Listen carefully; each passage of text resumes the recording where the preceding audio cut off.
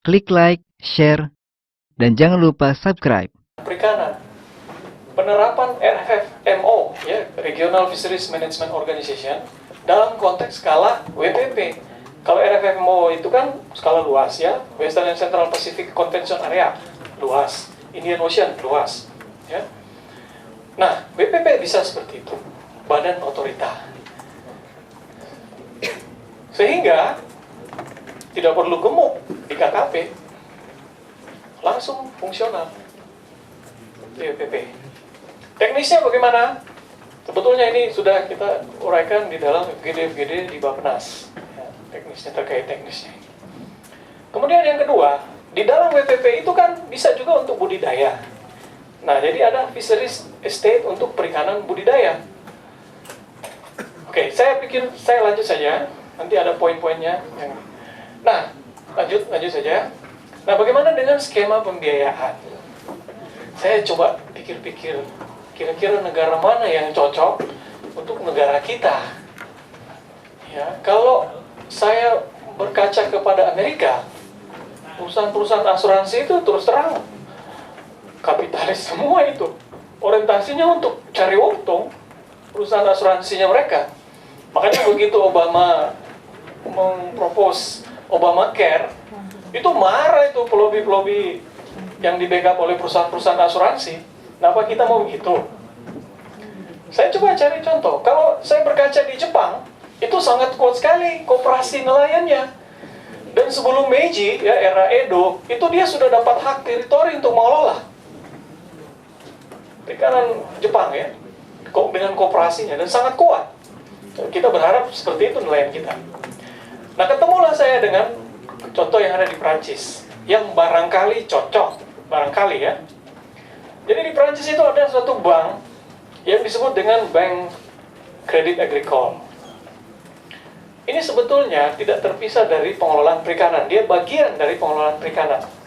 Karena ketika si petani atau nelayan mengajukan kredit, katakanlah 10-20 tahun, dia itu, lanjut saja dulu, dia itu harus terdata dengan detail tipe dan besaran perahu atau kapal tangkap ikan, berapa yang bisa dia tangkap, berapa jumlah BK-nya, dan seterusnya, lengkap. Itu kan data perikanan, pengelolaan perikanan terkait dengan logbook.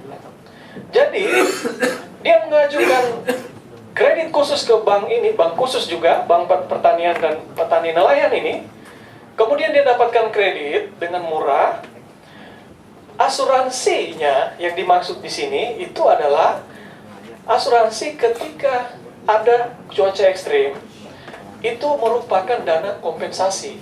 Jadi bulan Januari katakanlah, musim barat, yang biasanya dia nangkap sekian ton, katakanlah 1 ton, ya, dia nangkap, terus dia nggak bisa.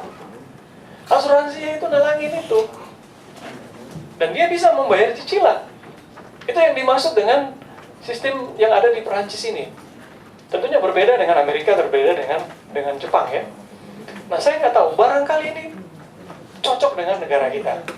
Jadi asuransi kredit itu menjadi bagian dari pengelolaan perikanan. Mereka dikasih kuota jelas si nelayannya. Boleh kamu menangkap, silakan. Kuota kamu sekian. Itu kan RFMO, Regional Fisheries Management Organization. Tapi dalam konteks kecil, WPP.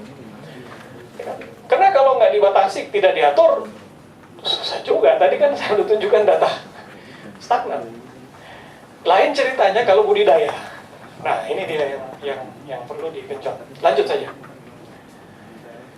Nah, ini saya hanya memperlihatkan bahwa inilah linkages antara perikanan dan proses oceanografi. Jadi, mudah-mudahan kita bisa mempertimbangkan iklim, daerah teritorinya, dan daerah untuk menunjang rekrutmennya.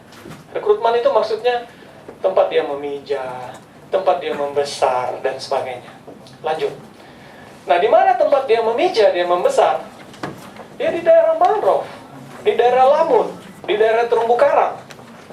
Dan Indonesia cukup banyak ini. Cuman sekarang ada upaya masif untuk merusak ekosistem pesisir ini. Makanya saya tidak setuju dengan Pak Gubernur Ahok